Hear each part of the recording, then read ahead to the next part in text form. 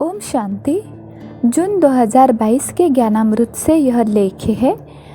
Topic का नाम है मातेश्वरी जगदम्बा सरस्वती सब कुछ करते न्यारी प्यारी रहती थी।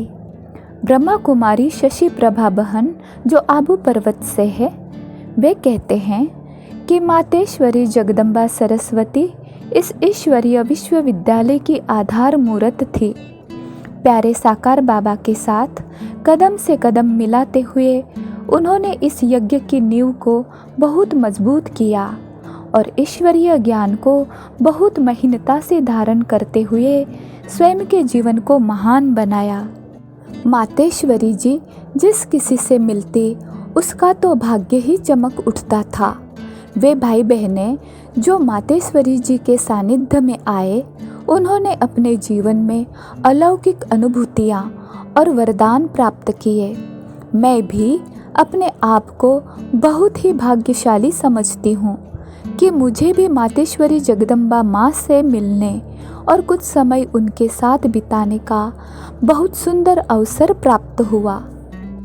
सन 1962 में पंजाब हरियाणा के टूर पर मातेश्वरी जी आए थे। करनाल में मनोहर दादी जी सेवा केंद्र का संचालन करती थी। मातेश्वरी जी वहाँ भी कुछ दिन रहे। वह जनवरी का महीना था। लोहड़ी और मकर संक्रांति के दिन थे। करनाल में कुमारियों का एक ग्रुप ईश्वरीय ज्ञान योग के लिए नियमित रूप से आता था। मम्मा के स्वागत के लिए हम कुमारियाँ 2 लाइनों में खड़ी थी। मातेश्वरी जी का आना ऐसे लग रहा था जैसे कोई देवदूत या कोई देवी या कोई फरिश्ता आया है। ऐसी धीमी चाल से मातेश्वरी जी चली आ रही थी। उनके समीप पहुँचते ही उनकी दृष्टि द्वारा ऐसे लगा जैसे कि स्नेह की किरणें हमारे ऊपर आ रही हो। फिर लोहड़ी के मौके पर हम सब कुमारियों ने मातेश्वरी जी के सामने गीत गाया। मातेश्वरी जी ने हम सब को देखते हुए वरदानों से भरपूर किया। मुझे वरदान देते हुए कहा कि हर प्रकार से निर्बंधन और विश्व की सेवा के लिए आपको तैयार रहना है। मुझे तन का बंधन तो था नहीं, परंतु मन का बंधन था कि मुझे तो नौकरी करनी है, विश्व सेवा कैसे करेंगे। उस समय मातेश्वरी जी जिस कमरे में रुकी थी, वहाँ की खिड़की से मैं बार बार झांक कर उन्हें देखा करती थी।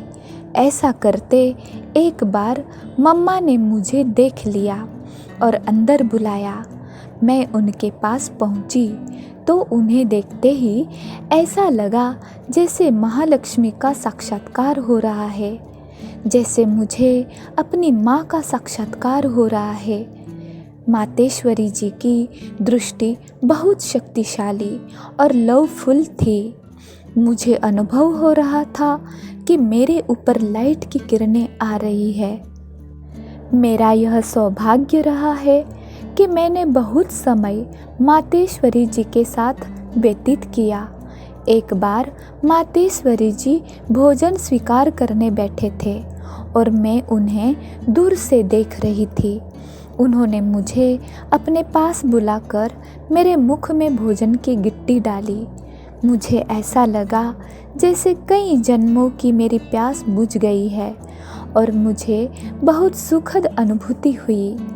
भोजन के बाद अपना वरद हस्त मेरे मस्तक पर रखते हुए पूछा, बच्ची तुम क्या कर रही हो?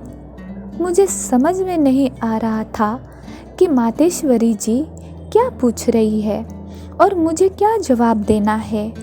मैं तो स्नेह के सागर की लहरों में ही लहराती जा रही थी। फिर मातेश्वरी जी ने कहा कि बच्ची तुम्हें तो विश्व कल्याण करना है, शिव शक्ति स्वरूप बनना है। मैंने समझा नहीं कि विश्व का कल्याण क्या करना है और शिव शक्ति स्वरूप कैसे बनना है। मैं तो बस साधारण रीति से ज्ञान का श्रवण करती थी। ज्ञान अच्छा लगता था और यह श्रेष्ठ जीवन है ऐसा लगता था। उस वक्त मैं पढ़ाई कर रही थी और नौकरी करने की इच्छा थी। एक दिन मातेश्वरी जी ने प्यार से बिठाकर कहा, बच्ची, तुम्हें मालूम है कि तुम्हें क्या करना है? मैंने कहा, पढ़ाई करनी है और साथ साथ ज्ञान को जीवन में धारण करना है। ऐसा कहते ही मुझे मातेश्वरी जी का शक्ति स्वरूप दिखाई दिया। मातेश्वरी जी ने कहा, कुछ भी करो, लेकिन अपने जीवन में सर्व शक्तियों को धारण करते हुए इस ब्राह्मण जीवन में ऐसा गाइड करो कि सभी को लगे कि हमें भी अपने जीवन को महान बनाना है। परमात्मा ने आपको चुना है। आपको नहीं पता परमात्मा पिता आपसे क्या कराना चाहते हैं? तब मैं इन बातों को नहीं समझ सकी, लेकिन आज मुझे याद आता है कि बाबा ने किस तरह से मातेश्वरी जी द्वारा यह कार्य करने की प्रेरणा दी। मातेश्वरी जी का यह ज्ञान वीणा वादिनी सरस्वती का स्वरूप, स्नेह भरी शिक्षाएं आज भी याद आती है। उनकी शिक्षा थी, कुछ भी हो जाए लेकिन परमात्मा का हाथ कभी नहीं छोड़ना। हम परमात्मा के बच्चे हैं। परमात्मा ने हमें श्रेष्ठ कार्य के लिए चुना है। उनके इन्हीं वरदानों ने हमें लौकिक और अलौकिक जीवन में सुरक्षित रखा। मैं लौकिक नौकरी भी करती थी, लेकिन माँ के प्यार और उनकी छत्र छाया की अनुभूतियों ने बाहरी दुनिया में रहते हर तरह के प्रलोभन से ऐसे डिटैच रखा और सिखाया कि संसार में रहते अपने जीवन को ऐसा बनाना है जो उसके द्वारा औरों को भी प्रेरणा मिले। कभी कभी मातेश्वरी जी ज्ञान की गहराई में इतना खो जाती थी, जो मैं देखती थी कि उनके चारों तरफ लाइट की किरणें फैलने लगी है। ऐसा लगता था कि अंदर की अनुभूति आसपास बैठे लोगों को भी सुखद अनुभव कराती है। कभी कोई गलती भी होती और माँ के सामने रखते तो माँ उस गलती को भुला करके हमें हल्का कर देती।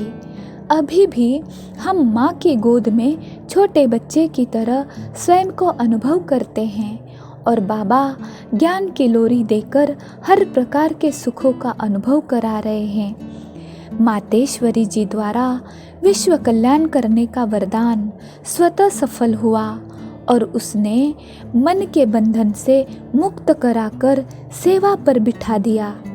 मम्मा का विशेष गुण था गंभीरता, और सब कुछ करते न्यारी प्यारी रहती थी। हर कर्म करते मम्मा स्वयं पर ध्यान देती थी कि जैसा कर्म मैं करूँगी मुझे देख दूसरे भी वैसा करेंगे। मम्मा की ये बातें हमें हर कार्य करते हुए न्यारे और साक्षी होकर चलने की प्रेरणा देती थी। मम्मा का सदा दिव्य और अलौकिक स्वरूप रहा। हर एक मातेश्वरी जैसा बने तो विश्व में नई किरण। मम्मा दिवस पर दृढ़ संकल्प करना है कि हर एक मातेश्वरी जैसा बने तो विश्व में नई किरण, नई जागृति, नई क्रांति हो। मातेश्वरी जी ने सारे दैवी परिवार को एक साथ लेकर, एक मत होकर, एक को ही अपनाकर सबके अंदर एकता की भावना बनाए रखी। इसी भावना को अपने जीवन में बनाए रखने का दृढ़ संकल्प मम्मा दिवस पर हम सब दैवी भाई बहनें करें। माँ ने जो हमारे से आशा रखी है वह हम पूर्ण करके दिखाएंगे।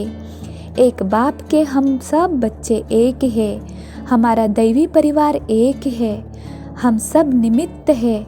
अहम के भाव, मेरे तेरे की भावना, मैं ही सब कुछ हूँ, यह समाप्त